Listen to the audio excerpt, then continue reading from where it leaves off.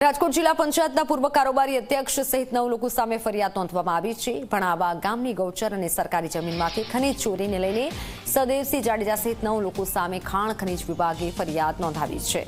ખાણ ખનીજ વિભાગે ગોંડલ તાલુકા પોલીસ મથકે ફરિયાદ નોંધાવતા રાજકીય ખળભળાટ હવે મચી ગયો છે।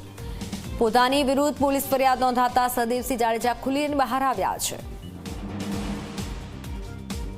कोई चोरी नहीं करी, अमारी पासे नहीं जेसीबी, अमारी पासे नहीं कोई डंपर, नहीं अमारा नामे कोई पण डंपर के जेसीबी नी आरसी बुक के अमारी पर आवा आरोप लगे ने जे आरोपी 5 वर्ष पहला ना के छे पण हकीकत वास्तविकता ई जग्या भराई गई। मने सांभळे छे के 20 वर्ष पहला ई जग्या भराई गई छे। हूँ जेदीथी समझता शीखो અને બહાર નીકળતા શીખો તેથી રોડ ઉપર અહીંયા ખાડા હતા જ તે 20 વર્ષ પહેલા અહીંયા ખાડા હતા। તો એ જગ્યાને બહુ જાજા ટાઈમ પહેલા ભરાઈ ગયેલી છે। જે તે ટાઈમે રોડ બિના એ ટાઈમે રોડમાં માટેનો ઉપયોગ થયો હશે, હું એવું માનું છું।